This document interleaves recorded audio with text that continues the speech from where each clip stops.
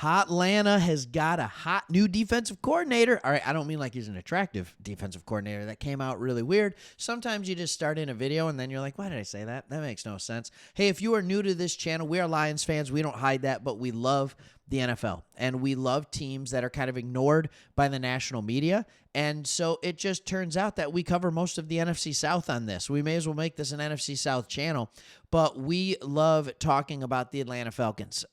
We think that they have, they've been historically a pretty decently run franchise, and I think a lot of people overlook it. But speaking of overlook, I think a lot of people are overlooking this Jeff Ulbrich hire, because I think it's a good hire. I mean, if you want to be honest, but the fans it's a mixed bag. So more fans think it's an F than an A. More fans think it's a B than a D, but most of you settle in to this, it's a C range. And is it a C because of what happened with the Jets and how things fell apart? Is it a C because you don't know him? You should, right? Like, he was a coach that was in Atlanta for quite some time. So here's what I want to do. I'm going to give this an A-. I think this is a great defensive coordinator hire. I don't understand why people don't like it. Jeff Ulbrich has had success wherever he's been, and let's get to know him a little bit.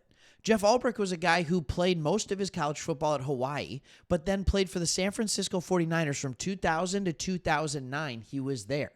And then for 4 years, he was 1-year coach for Seattle, and then was in the college ranks with UCLA as a linebackers coach and special teams coordinator. And then he took a job with the Atlanta Falcons. In 2015 to 2019, he was a linebackers coach.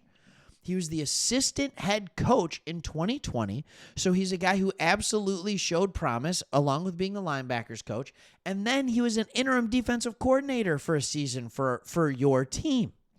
Then he parlayed that into going with Robert Saleh to the New York Jets from 2021 to 2024. And now he's back as a defensive coordinator for the Falcons. And I think this is a good opportunity for him. So I wanted to show you what he did as a coach, a defensive coordinator with the Jets. So when he gets to the Jets in 2021, it's a defense and a team that, quite frankly, isn't good. They're not good at that point. They went 4-13. It was a horrible team. All right? They gave up 29.6 points per game. But then many people would argue that this was a top 5 or even top 3 defense for 2022 and 2023. This is a team that managed to go 7-10 while averaging 17 and 15 points per game.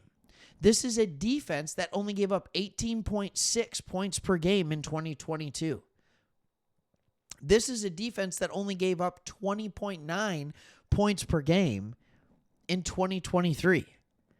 And then last year, as things got a little bit loose and a head coach gets fired and Aaron Rodgers comes in and completely destroys a franchise, right? And I will say that. Think about it. Were the Packers better after he left? Yes, they were. All right. At the end of his career over these last 3 or 4 years, the head has prevented him from actually allowing his team to be good.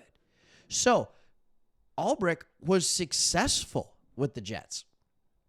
You are bringing in a defensive coordinator who is a proven commodity.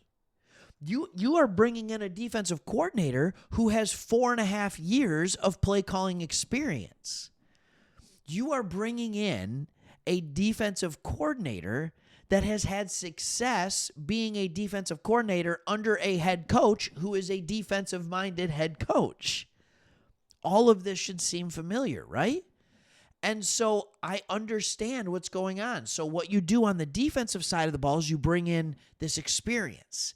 You bring in this player or this coach who has been around, he's been experienced, and then on the offensive side of the ball, you have the young gun. You have Zach Robinson, right? And look, Zach Robinson, I remember watching him play at Oklahoma State, believe it or not, right? But no, he never had success as a player in the NFL, but he's getting a shot as a coordinator. And I think he did exactly what you would expect a first-year coordinator to do. There were some games where he was absolutely on fire. That's if you're a good coordinator. There are other games where you're like, dude, what are you doing? Like, the game plan didn't make a lot of sense. And whether that was because of what Kirk Cousins was doing or what, I don't know. But this makes sense to me. All right, now let's compare that to the Falcons defense of 2024. All right, what Ulbrich did with his defenses in New York compared to what the Falcons did this past year. We all know it wasn't great. You gave up 25 points per game. All right, that's 23rd in the NFL. The Jets were having top 5 defenses under Ulbrich. And they were only giving up, and this is what's amazing to me, they were only giving up 18, 20 points per game when their offense was atrocious. So the defense was on the field all the time, and they were still fighting, and they were still clawing and keeping them in games. Like, all they needed was a decent quarterback, and that defense would have been elite. Like, we would have been talking if they had a decent quarterback, if they just had a quarterback who could game manage, we would have been talking about the Jets as a playoff team over the last 4 years. That's what they would have been. But the Jets are an organization that has traditionally been ran terribly. Terribly. The Falcons aren't that. So if Ulbrich can go and succeed in a horribly run organization, why can't he come and succeed in Atlanta, where they traditionally have done stuff that, quite frankly, makes sense? So anyways, I guess that's kind of what my thought process is on this whole thing and the hiring of Jeff Ulbrich. And some people are saying they like it, and some people are saying that they don't. I'm in. And I think it absolutely makes sense, if I can be completely honest with you. Like, it makes sense that they want to have him. I think he complements well your head coach, right? I think he absolutely does. I think it makes sense. It does. They worked together when they were in Atlanta. Raheem Morris saw the problems with the defense, and he brought in someone who he knows and he trusts to run the defense. That's what you need to have. When you see offensive defensive coordinators, how often do you see head coaches that are defensive-minded head coaches that call the defensive plays? You just don't see it very often. You see offensive coordinators calling the plays all the time. Head coaches that are offensive coordinators.